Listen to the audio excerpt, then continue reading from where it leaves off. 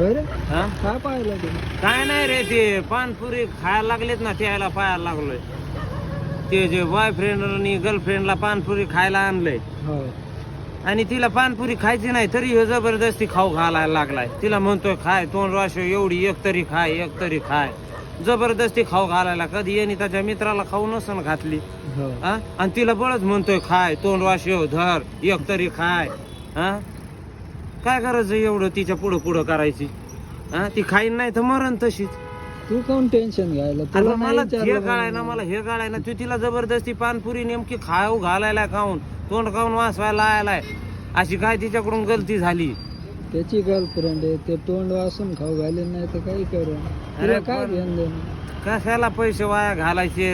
हा ती बिचारी नाही खायली नाही तर लोकांच्या गर्लफ्रेंडी 25-25, 40-40